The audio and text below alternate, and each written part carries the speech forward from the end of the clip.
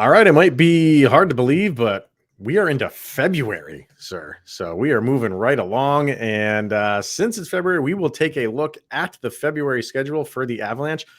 Might be a short month and not a ton of games, but it's a little bit of a challenging schedule for the Avs. So we'll take a look at that. We have a couple more Instagram questions to get to and a few more midseason grades to get to. So a brand new episode of Locked On Avalanche coming at you. You're Locked On Avalanche, your daily podcast on the Colorado Avalanche. Part of the Locked On Podcast Network, your team every day.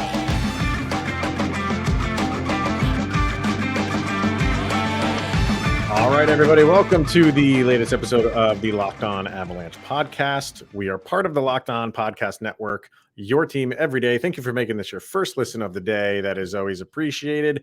You can follow us on our social media outlets, LOPN_Avalanche on Twitter, Locked On Avalanche on Instagram. Questions, comments, concerns, and opinions, LockedOnAvalanche@gmail.com. And follow us on our YouTube channel over on YouTube. Subscribe, get notified when a new show goes live. And go Broncos. I know this is a Avalanche podcast, but if you haven't, I'm sure you guys can go tune into Locked On Broncos to hear Cody and Sayer talk all about the new hire. I think it's a good day in Bronco Nation right now. I think it is. I think most people would agree with me that getting Sean Payton was probably like 1 or 1A on the list of where they wanted, who they wanted to get for a coach. So I think he's the perfect guy to right the ship. So, yeah. What do we say? We're not going to say let's write anymore. Let's just say who. Can we take who dat? Let's just go back. Oh, no, God, that might be sacrilegious.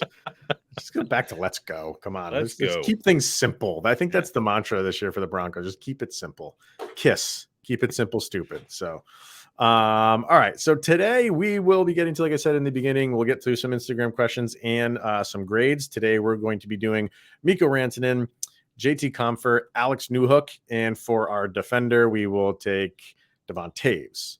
So that'll be the three forwards and one defenseman that we will be grading. A couple Instagram questions, but where we're going to start is we do this at the beginning of every month, and new games within that month. So we're going to take a look at the February schedule, which doesn't even start till technically next week because of the All-Star weekend and the All-Star break that's happening.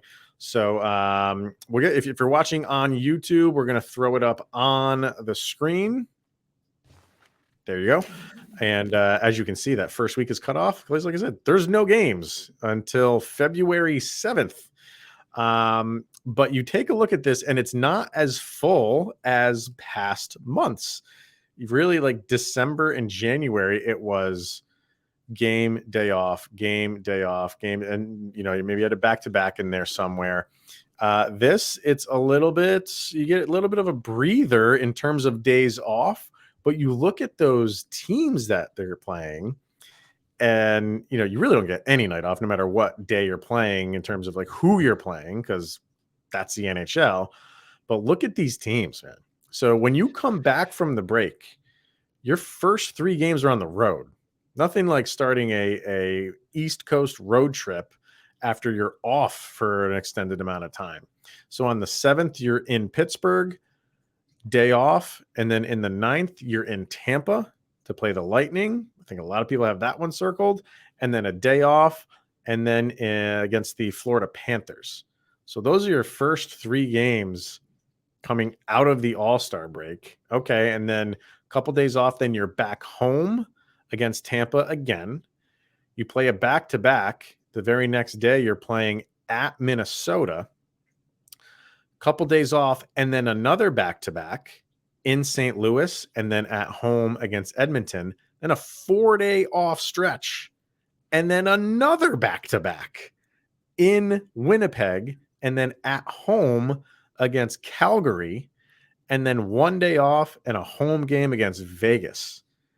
So, wow. So while you don't have a large number of games, every single one of these games is against a legitimate team. This is going to be a challenging month for the Colorado Avalanche. You have your top of the league like Tampa's. You have, of course, Vegas. They've been making some noise. Edmonton, it's Connor McDavid. It doesn't matter what their record is. Right. Yeah. He could have one of those 4 or 5 point games, and you could be on the other end of the highlight reel. But when you come against teams like Pittsburgh, they're making a playoff push. They're still trying to establish themselves. Florida, we've been over the conversation with what Florida is and what they can be. You don't know. St. Louis, it's a revenge game in St. Louis. And that's the weakest team, right? In this entire month is St. Louis. But they have the home ice advantage with the last time we were in that building, it did not go well. And those St. Louis Blues fans were rowdy and they don't forget. So, I mean, the opponents and the stipulations around it it's a perfect time for the Avalanche to get things together and get back to their winning ways because they are going to need it for every single game this month. Looking at the standings right now, so so the Panthers are 3 points out of a playoff spot to Pittsburgh, and Pittsburgh does have 3 games in hand, so they're in a pretty good spot. Pittsburgh is. So the only teams that are not playoff teams are the Panthers and St. Louis. Those are your only, because Edmonton's got a wild card right now. Mm-hmm. The Wild, as you know, right now at the break, Minnesota is 3rd in the Central. Obviously, Winnipeg is 2nd. Calgary is, well, they have the same amount of points as the Avalanche right now. The Avalanche have 2 games in hand. Points percentage are probably better. So Calgary is on the outside looking in, but they are right there. Okay, so and that's added stakes to that matchup when we'll roll around to it. Right. We'll say 2.5 teams are not in the play. That's a grueling schedule, you know, and it's so weird to see so many like white boxes in there as days off. You're not used to that many, but when you look at it, 3 back-to-backs in a row, and I know you have 2 days off in between the first and second back-to-back, and then 4 days off between the second and third back-to-back. I don't know. I don't think I've ever seen that before. I don't think I've ever seen a team play 6 games in a row, which are 3 sets of back-to-backs. I don't think I've ever seen that. And this is like going from Denver to Minnesota, Winnipeg back to Denver, and then you're going St. Louis back home to Denver. Like, this isn't like you start out February, you go Pennsylvania and then Florida. That's kind of convenient. But then the back-to-backs travel is going to be an issue. So whatever you accomplish in that first game, whether home or away, you wonder if you can keep that momentum with the travel, with flights being, hit or miss on the day. Yeah. You never know what's going to happen there. So that's something to keep an eye on. I'm not looking forward to those stretches. That first week in February where it's Pittsburgh off, Tampa off, Florida off, it's the last whiff of normal hockey we'll get for the rest of the month. Yeah, it's crazy. And by the way, if you're a avid listener to this show, who's the one team that I have a lot of disdain for? I just don't. It's Vegas. Take a look at that date right there. That's February 27th. It just happens to be the birth date of a certain host of a certain podcast. So I'm not saying Colorado Avalanche, you have to win on my birthday. But if you're playing Vegas, you have to win on my birthday. Don't make my birthday miserable. Like the joy of my birthday is in the hands of the Colorado Avalanche. And if this has happened a couple of times before, their outdoor game against Detroit, the Detroit Red Wings in Coors Field, that was on my birthday, and they blew that game. So, you saw what they did to the Red Wings the day before my birthday, so they're going to carry it over for you. Okay, all right. I'm just saying, the fact that you're going up against Vegas, the team that I despise more than any other team in the league right now, on my birthday, that is just that is a hand-wrapped gift that the Avalanche could give me. So you're saying Sam Gerard hat trick on your birthday against Vegas? You imagine that? Oh yeah. I don't even want the Stanley Cup. Give me a victory on my birthday over the Vegas Golden Knights, and I will be a happy Avs fan. So, all right, yeah, that's going to be a interesting month of February. If anybody has any comments on it, I know there's a lot of people when the Avs started the season on that back-to-back. There was a lot of people in the comment section, and I get it that were like, they hate back-to-backs. They think they should get rid of them. I'm just more of the mind of like everybody has to deal with them. So do the Avalanche. Just it's getting rid of them is a whole nother discussion. If they wanted to do that, I wouldn't be against it. But to have 3 of them like this, and like I said, I know you have games or days off in between. I just that is grueling to me. That's grueling. So yeah, then to finish up the month with Vegas, that's not much of a prize at the end of everything. Yeah. At least that game's at home, the Vegas one. So, sure.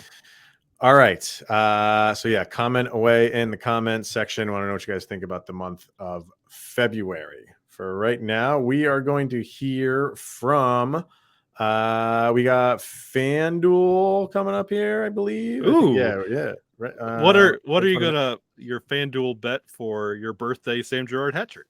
Oh, I feel prop bets coming on for that thing. Yeah. All right, we got FanDuel, and we are really excited about the partnership we have over at Locked On with America's #1 sports book. That is FanDuel. And if you're new to FanDuel, that is even better because they have so many great features that make betting on sports fun and easy. And what better time to get involved than the Super Bowl?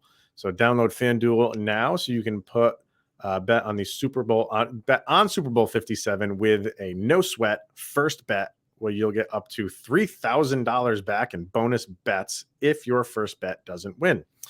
FanDuel lets you bet on everything from the money line to point spreads to who will score the first touchdown or any touchdown for that matter, and even the coin flip. What do you do coin flip? Are you always one or the other, or do you have to get the vibe of the coin?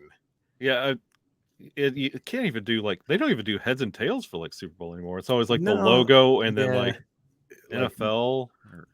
I'm gonna go logo. Super Bowl logo. Whatever if the logo is heads, you're going logo. Okay, that's a lot of ink. I think the thing is because I think a lot of teams isn't the opposing team or the visiting team calls, and it seems like they always go tails. Yeah, and I think I would do the same thing too because I'm a Sonic fan. So you go. There you go. You go with Tails, right? Tails is a good guy. FanDuel Sportsbook app. It's safe, secure, and super easy to use. Best of all, you can get paid for your winnings instantly. So join FanDuel today at FanDuel.com/locked-on to claim your no sweat first bet on Super Bowl 57. Once again, it's FanDuel.com/locked-on. Make every moment more with FanDuel, the official sportsbook partner of the NFL. All right, so we are continuing to get through the Instagram questions that were sent from last week and kind of spacing these out over the week. So today we have 3 more to get to. Which one are we going to start with here? I know which one we're going to do last. Why don't we start with the captain, right? Because we all missed the captain. And Burgundy Yeti, love that name. Wonderful name. Burgundy Yeti asks, what are we missing? What are we missing most about Gabe Landeskog being out? Simple question. Not, I would say kind of maybe a simple answer because we all know what we miss from him. But there's a lot. There's not just one thing that you miss from him. I know there's one glaring thing that deeper and deeper into the season, I'm missing more and more and more. And it's one word, or it could be 2 words. Okay. It's the power play. That's 2 words. Yeah. It's his presence on the power play, sitting in the slot, commanding and kind of quarterbacking how that power play operates, sitting right in front of the goalie. I miss it every time. Yeah, I think you miss the net front presence, particularly on the power play, but just in general. Yeah. He goes there when it's 5-on-5. He's got no problem doing that. A lot of people, and I put this in a comment somewhere on YouTube. Someone had said, we're missing his leadership. I don't think you're missing his leadership on the ice. I'm not that type, like maybe in some capacity you are. I'm not going to be naive and say like, oh, they're not missing him at all. But they have leaders on this team when a game is being played, it's not like there's no leadership on the ice. Nathan MacKinnon is a leader. Don't get me wrong. He does it in a very different way than Gabe Landeskog does, but he is a leader. Erik Johnson has been on this team for a century. He is a leader. Cogliano is a veteran leader. You know what I mean? And I think I even threw Cale Makar in there. Cale Makar is becoming more of a vocal leader on the ice. Now, where you miss Landeskog is off of the ice. Like a lot of things that he you hear so many things that what he does with these guys off of the ice. He's a presence in the community off of the ice. And I don't even know where he is right now doing his. I've heard he's still in Sweden. That is still doing like rehab and stuff over there. Maybe not today, but he has gone there and done so. And if you watched that short on the Avalanche YouTube channel about Josh Manson coming back from, like, it's a really quick, I think it's like 7 or 8 minutes. It's a great 7-8 minutes of watching someone come back from an injury. And the one thing that you take away from that is you're not around the guys. Yeah. You are doing your own thing. You're on a secluded island and you're working with a trainer to get back to go with them. Gabe Landeskog is probably in that same situation and he's not even on the ice practicing. Yeah. So that's where you miss Landeskog, is the day in, day out, communication with the guys, messing around with the guys on the ice. I think you have leadership just fine. And I think the one person that misses him the most is Ben Myers at the airport. Was it the airport or was that his hotel, or not his hotel, like his apartment or so? It was somewhere, and he went to. I think he picked him up at the airport. Was it at the airport? So, and that's what I'm saying. That's a captain. That's what a leadership. That goes a long way for like a young player like Ben Myers. And it's funny you mentioned Ben Myers because our next question, Alejandro Beltran 11 asked, when will O'Connor or Myers score again? If I had the crystal ball for questions like that, I would be running over to FanDuel on a nightly basis and putting my mortgage down. Who would you say scores first? Between those two, I'd say O'Connor. Like O'Connor is getting like looks. Myers just is not putting pucks on net. Like he's skating around everybody, but he doesn't put pucks on net. I want to see him do that more. I don't like, honestly, and I'm just thinking of this like now, like Ben Myers is almost, I wish, and maybe he is, like Nathan MacKinnon would go to Ben Myers, kind of like Nathan MacKinnon went to Andre Burakovsky. Yeah. And was just like, shoot the dang puck, man. Yeah. I wasn't thinking of seeing how many. I don't think Ben Myers has that many shots on goal this year. Logan O'Connor does. He's. I mean, if you want to look that up, I'm very curious. I'm willing to bet it's one of the lower amounts on the team. So I do. I think Logan O'Connor. He's active. He's an active player. He is always involved. You have to wonder how much of it is in his head right now. 23 shots on the year for Ben Myers. Yeah. You got the whole list there for the whole team? No, I just pulled his up off the hop. Like, okay. I'm just going to go LOC. Let's compare the two. Yeah. Shots on Logan O'Connor was 65. There you go. So he doesn't put shots on net. I just don't know if he's, get that itchy trigger finger, man. Just start firing away. And even you always hear that all good things happen when you throw the puck on net. Even if you don't score, you don't have a good angle. I think that's what his hang up is he's too concerned with having like a perfect angle. He's in that old Avalanche habit of needing to do it perfectly. Just throw the thing on net. Even if you don't score, maybe someone's there to clean up the rebound. It's just, hockey 101, really. I wonder if that's why he got the call down and he's not enjoying the All-Star break with all of his friends, because get down there and get some more shots, get warm. Let's go. Which he should be. I mean, and that's a good question. I know he's down there, but I didn't look to see if he had anything, if he played the other day. I didn't even look. I haven't looked. Yeah. I just know he's still down there. Yeah. Which is fine. Yep. So go down there, play some games during the break and come back invigorated to shoot. I put up polls on to answer this person's question. I put up a poll of what will happen first: a Logan O'Connor goal, a Ben Myers goal, or Gabe Landeskog returns. Oof. Oddly enough, Logan O'Connor won, but in second was Gabe Landeskog returns. So people don't have faith that Ben Myers can score a goal anytime soon. I'll have faith in you, bud. Yeah. But I don't know when it's going to, I mean, it could happen on any shift. You know what I mean? That's the beauty of it. It could come to an end at any shift. He'll have a hat trick on your birthday. Which one? O'Connor? Yeah.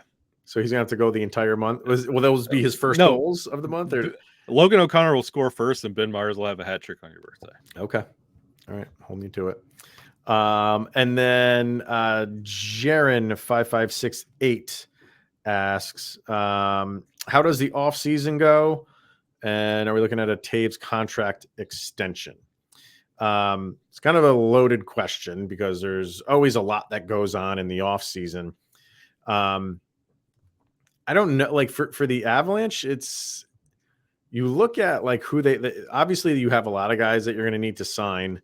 There's going to be movement. There's going to be, like any other offseason, guys are going to come, guys are going to go. I think your guys that you are kind of put at the head of the list, your priorities to sign, for me are Evan Rodriguez and JT Compher. They would be my top two guys to sign outside of the restricted free agents. I'm not counting restricted free agents because you have rights to them. Those deals will get done. In terms of your unrestricteds, I think you're zeroing in on JT Compher and you're zeroing in on Evan Rodriguez. Because you look at, you have a lot. You go to their cap friendly page, there's a lot of red there. And red stands for unrestricted free agents. Cogliano's a free agent. I think this is his last year with the Avalanche. I think Darren Helms last year with the Avalanche was last year. What's that? Darren Helms last year with the Avalanche was last year. And Nieto might be interesting. Obviously, they like him to bring him back in a trade. So maybe they sign him for, he only making $850,000. I would take that again. I would take that again, especially if he comes out as hot as he's been, even though nothing's really come of it. He's everywhere. So $850,000, bring it. And you have that $6 million of Eric Johnson's coming off of the books, which I think the Avalanche have been waiting for a couple of years now. That's, as much as they love him and the fan base loves him, let's get real. Like that's a lot of money to be paying him.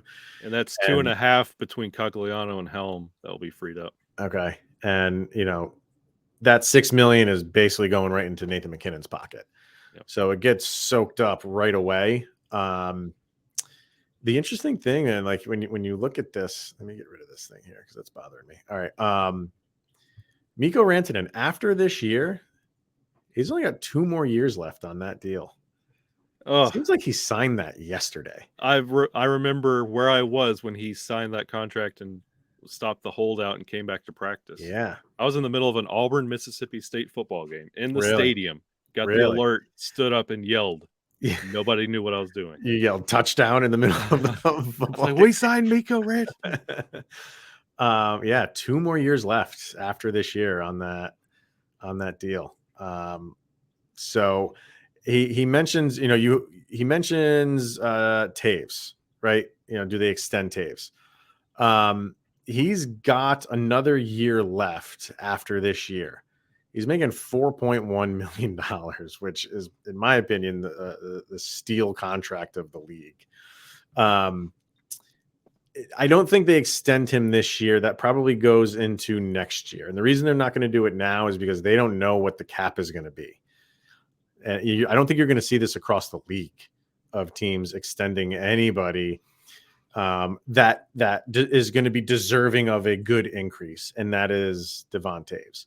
Because you have no idea where the cap is going to be. You don't know where it's going right now. You don't know where it's going to be next year. You definitely don't know where it's going to be after next season. So you have to wait. You have to hold off on that.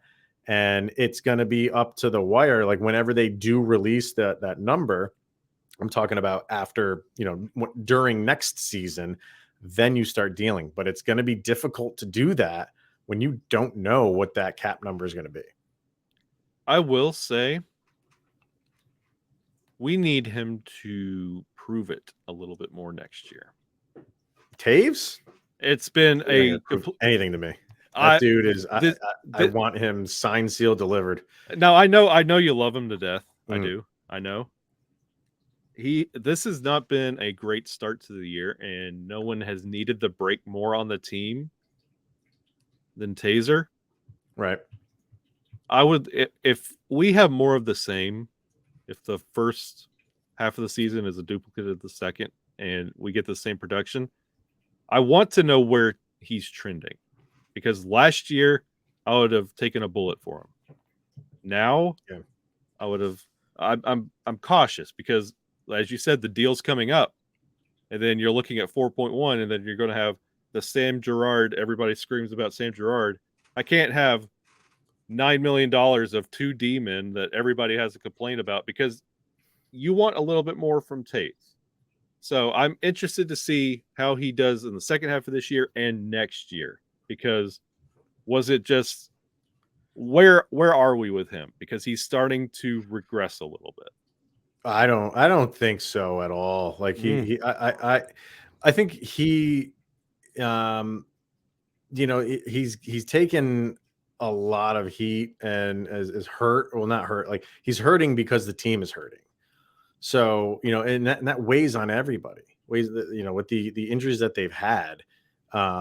It's difficult. It's difficult to, you want these guys to step up, and in some capacity they are. But for someone like him, I feel like, if this team can just get back to being healthy and they can just roll out lines and pairings like normal, he's one of the most underrated defensemen in the league. By far. I love him. I love him a lot. He's had some head scratching moments this year for me. Oh, he's made some mistakes. Yeah. Absolutely. He definitely has. He's set the bar so high production wise of what you can expect out of him.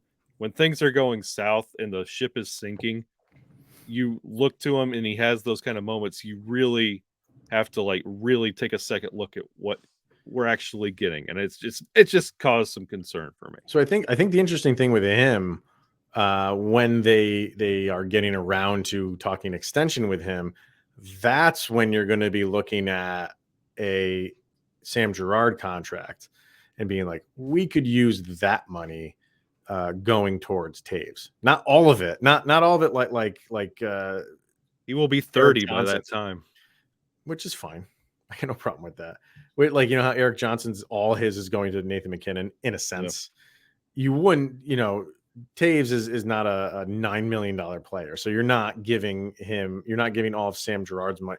Like, all I'm saying is, when it comes time to need to extend Devon Taves, we don't know where the cap is going to be, but it's not just going to have money floating around. You can just bump him up to what?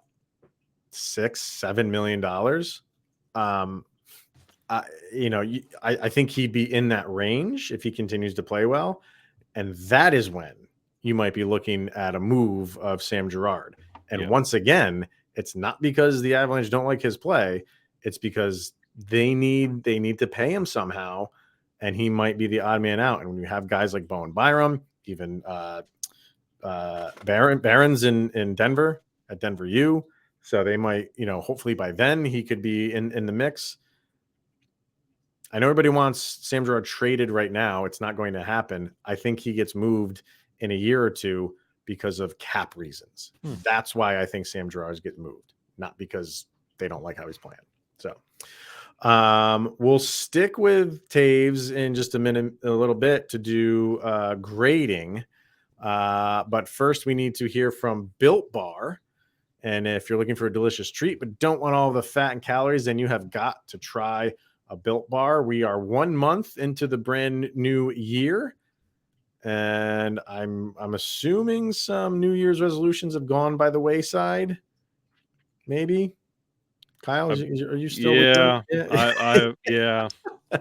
yeah. Most of them do, but you can get back on that resolution horse and make Built Bar part of it. We just checked out built.com, and they got some brand new flavors up there. They have a brand new and improved double chocolate bar They have a limited time raspberry cheesecake, a limited release caramel brownie.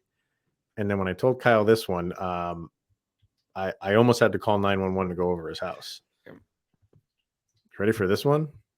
Banana cream pie puff. Chef's kiss right there. How can you go wrong with that? Banana cream pie. He had me, and then he said puff, and then I was icing on the cake, or chocolate on the Built Bar. How about that? Hey. And because that's exactly what Built Bars have. They're covered in 100% real chocolate. You heard me right, real chocolate. And now you can even buy them at Walmart and Sam's Club. I don't think these limited edition ones are going to be there. Those you'd have to get at built.com. But you can get both the puffs and the regular Built Bars are available at Sam's Club and Walmart. So run into a Sam's Club or Walmart right now. Grab a 13-bar box with our hit flavors. You can get the brownie batter and the churro. And you can thank us later for that. Built.com. All right, sir. Some grades to get to. So you want to start with the defenseman because we were just talking about Taves, so we can. Yeah, let's go. Let's light this candle. I'm gonna rip the Band-Aid off. Let me bring up his stats so far for this season. 46 games played, 3 goals with 24 assists. That's simple math. I can do that math. That's 27 points. He's got a plus minus of 15. He runs the second power play. I've been throwing the power play points in there when we're doing these, but so no goals on the power play, 2 assists. Yeah, it's kind of where it is for Devon Taves. So what do you got for him? And I do want to let you know that he's 1, 2, 3, 4, 5. He's 6th on the team in scoring. 6th. Go ahead. I have 2 eyes, both of them. Go ahead and blacken them both. He's getting the same grade I gave Lehkonen. He is a B-. Okay. All right. And why? Just because you feel like he has more to offer? Yeah, I feel like this was a step back year. I don't know if it's, and that's what I'm sitting here trying to evaluate. And I've been trying to for maybe the past 3 weeks. If the cup run year was him just overachieving, or if what we're seeing now is more of the norm. I still have a second half of the season to evaluate, but yeah, I would have really liked him to step up a couple times, and he just hasn't. There's Taves was pretty much his whole career with the Avalanche has always been one of he's just right place, right time. Yep. Always makes a crisp pass. Mm-hmm. It is just kind of like mistake free. He's just where, you have so many other guys on this team that are like the highlight reel guys. He can be that just in a different way. Like he doesn't try to do too much. Right place, right time, right pass, right time. Just seems like he does everything right. And the game is just slow to him. Everything just slows down. He's very like a smooth operator. So when you had a couple moments during the course of this season where he's made a bad pass or a blind pass, or, normally could easily get the puck out of the zone and he doesn't, it's glaring. It's like, what's wrong with Devon Taves? And it's like, well, no, it's, I think maybe we're just giving him a little bit, we're ribbing on him a little bit too much when a mistake happens, because it's just like, Devon Taves doesn't make mistakes with the puck. So, and I'm not going to take that and crush him with a grade because of it. I think this is a year where it's been difficult for some guys and injuries and, playing a lot of minutes. We all want to talk about Cale Makar in the minutes that he's playing. Taves is playing a lot of minutes too. So maybe things like that are getting to him, but overall, I still think he is so important to this team and what they do and how they play. But I'm not going to go in the A range for him. But yeah, I still think he's having a great season. I think he's having I should say a very good season. So I will go with a B+ for him right now. And everybody also understand when I'm giving these grades, this is for this first half of the season. This is not as Taves overall, because if usually any day of the week, Taves is A+, A-. Like he's right up there, but you can't lose 7 of 8 and have to climb into the playoffs if everybody's playing A+ hockey, and there hasn't been A+ hockey up until the last 2 weeks. Right. So, yeah, still love the guy though. He's turning things around. I think defensively, and the whole defense struggled for a little while too early in the season. So, all right, that's where we are with Taves. So for our forwards, we'll start with JT Compher. I think this is one of the best seasons he's had as an Avalanche. Where are we here? He is 5th on the team in scoring, 48 games played, 10 goals, 20 assists for 30 points, 4 power play goals, and 9 power play points total. So 5 assists he's got. He's one of their better face-off men at almost 48.5%, which we know that's a struggle for the Avalanche this season. I just think he's such a streaky player for his duration of his career, but he's been as consistent as he's ever been for this year. So I'm going to give JT Compher an A- right now. Flat B. That's harsh.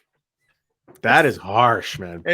Usually when we did grades last year, he was usually C+, C. He's always in that C range. Always. This B is him playing incredible, but the streaky is still there. I see. I don't. Let me see if I can bring up. Well, I'm not going to go through that right now. It'll take up too much time. But like, he's a flat B. Like he's right there. Like if we would have had him come out of the gate with what he's doing now, he would have easily been an A. When has JT Compher been top 5 in scoring on the Avalanche? I'm willing to guess never. When have we had the top 5 for the Avalanche take the ice this year? All at once. True. But he's already at 30 points for the season. I mean, you're going to tell me JT Compher could get 60 points on the year? I know it's more than halfway. That's 30 points in 48 games, so that's more than half the games. But he's got an outside shot for 60 points, and here we are saying how Burakovsky is no longer here. He's replacing him. He's replacing Burakovsky right now in turn, because Burakovsky had 65 points last year, I want to say, in that range. So he's got an outside chance if he can get hot for a week and kind of get back closer to maybe not a point per game. He's way below that, but he's got a chance. And if you're going to tell me at the beginning of the year that JT Compher had a chance to get 60 points in the season, I would have said you are crazy. But you're applying normal production logic to that. Like it could shut off tomorrow. Oh, absolutely. We could have 6 games of no production. 100% it could. That's why his B is, everybody else would be like it. That's an A to everybody else, but like his B, I'm just cautious. The second I start buying in, is going. You can buy in now. You can buy in right now, and at the end of the year, say, "Hey, it didn't pan out. He fell off a cliff for me, and I got to go back to the old tried and true C for JT Compher." But the fact that however many times we've done grades and it's always in that C range, and now he's having the year that he's having, for me, for this JT Compher season, he's not a flat A, but he deserves to be an A- for me. Okay. Yeah. You know what? I'll meet you in the middle. I'll go B+ on him. Okay. I can live with that. Let's head over to Mr. Alex Newhook. 48 games played, 12 goals, which seemed like they all came in like the last game. 8 assists for 20 points. He's got a plus-minus of 2. And again, he runs the second power play as well. So just 1 power play goal and 1 power play. That's it, actually. Yeah. That's all he's got is 1 power. He doesn't have any assists on the power play. Starting to come on as of late. So this could be an interesting grade. What do you got for him? Newhook is starting, like his grit it's a flat B. Get that out of the way. Like very flat, very okay. because of he's hit this new gear and he hasn't stepped back off of it. Like he's playing through injuries. He's continuing just to force and score and make things happen. Like it's a flat B, and it would have been B plus, maybe A minus if he didn't start. If he didn't start out the year the way he did. Well, and for me, like I can't forget that. Yes, he's been fantastic the past couple weeks, but I can't, front load or back load, however you want to say it, his grade because of a couple weeks. I got to kind of take the whole thing into account, and he's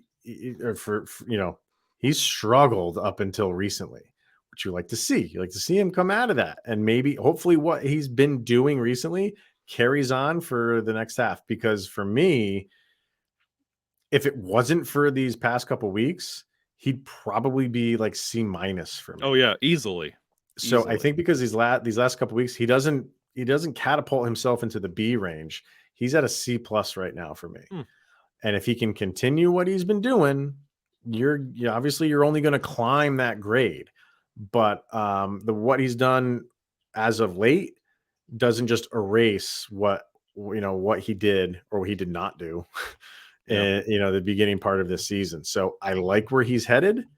And if I was to give him a report card, I would say, take this home to mommy and daddy and let them know I'm very happy with what you've been doing lately. Yeah. But we see improvement. Yes. So that's where I am with Newhook. Would be a C plus for now. And then maybe the easiest grade that we could probably hand out for these midseason grades, that's Mikko Rantanen. I'll just read the stats because it's fun. 48 games, 34 goals, 27 assists, 61 points, a plus minus of 7. He's got 7 power play goals with 22 power play points. If not for Connor McDavid, he'd be in the talk. Well, I think he probably is in the talk for the Hart. You'd have some people saying he might be the leader for the Hart, if not for Connor McDavid. He gets my A plus plus. He gets the double plus for me without even hesitation. Yeah, B plus. No, I'm just kidding. That's A plus. A plus 1,000%. He's the shining star on this Colorado Avalanche team. And when you have as many injuries as they have, we were saying it when it was happening. Who's going to be the guy to step up? We wanted it to be Mikko, and he has taken it and run with it. Yep. So, and I'm glad he got voted in. You know me, I don't really care about the All-Star game. I care more about guys getting the title of being an All-Star at the end of the year when you can total all those things up. Just the format for the All-Star game and who gets voted in is a little wonky because it doesn't seem like a lot of guys actually get in. Yeah. So, and the Avalanche with all the star power that they have, he's deserving. He's deserving of it. So, I'm happy he gets to go, and maybe, I don't know, maybe that's where he gets the most valuable player is in the All-Star game. Ooh. Yeah. I like that. That's real good. So, all right. So that'll wrap it up for today. Comment away over on YouTube or on our social channels. And we'll be back tomorrow with a couple more questions from Instagram and even more grades to hand out. And then if anything else is going on in Avalanche Nation, we'll be talking about that as well. So it's going to wrap it up. Thank you for making this your first listen of the day. That's always appreciated. For Mr. Shaggy Von Doom, Kyle Sullivan, I am Chris Maselli. This is the Locked On Avalanche podcast. Thanks for tuning in, everybody. We'll see you guys tomorrow.